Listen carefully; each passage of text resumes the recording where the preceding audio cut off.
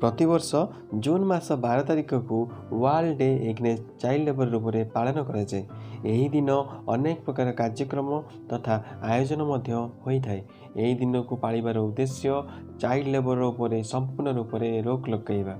यह 2002 मसीहा ठारू पालन होई आसुअछि। चाइल्ड लेबर माने शिशु श्रमिक।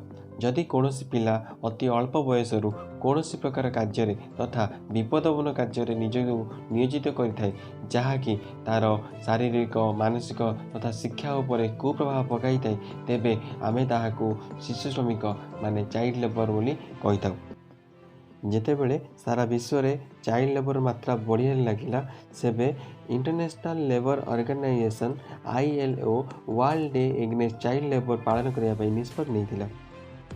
अंतरराष्ट्रीय श्रम संगठन ILO, जहाँकि यूनाइटेड नेशन एक एजेंसी रूपे काम करता है, विश्व स्तर में श्रमर मानदंड स्थिर करता है। यह 1919 मसीह स्थापना होता। यार सदस्य संख्या 187, जहाँ भितर 186 जन संयुक्त राष्ट्र सदस्य होता बेले आउ 1 जन कुकू आइलैंड तथा दक्षिण प्रशांत अटंती। यार हेडक्वार्टर जेनेवा ठारे अछि।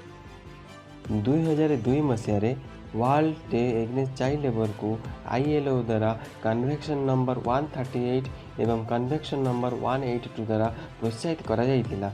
Convention number 138 minimum age for employment, जहाँकि कार्य करने एक सर्वनिम्न समय सीमा निर्धारित करथिला। Convention number 182 worst form of child labour, जार मुख्य उद्देश्य थिला चाइल्ड लेबर को संपूर्ण रूप में रोक लगाइबा।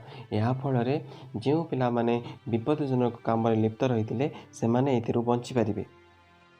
ILO रो डाटा अनुसार सारा विश्व में 152 मिलियन रु अधिक पुओ झील पिला माने शिशु श्रमिक रूप में काम करछंती। ताका भितरु 73 मिलियन रु अधिक पुओ पिला झील पिला माने विपदजनक काम निजको नियोजित करछंती, जहाँकि तांको शिक्षा, स्वास्थ्य तथा ताकर स्वाधीनता ठारू तांको दूरे रखुछि। World day against child labour को पालन करिवार मुख्य उद्देश्य है जेपरिक सारा विश्व में 14 वर्षर कम वर्षर पिला माने कौनसी प्रकार विपदजनक काम निजको नियोजित न करें, एथिपाई गवर्नमेंट, लोकल अथॉरिटी, वर्कर ये समस्त को जागृत करने तथा विभिन्न प्रकार अवेयरनेस प्रोग्राम, रैली, कैंपेन माध्यम जनसचेतनता सृष्टि करने।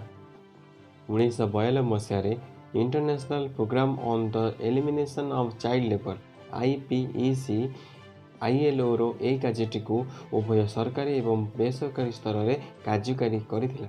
SDG रो संधि नंबर 8.7 रे 2025 मसीहा सुधा संपूर्ण रूप से शिशु श्रमिक मुक्त करने पदक्षेप ग्रहण कर।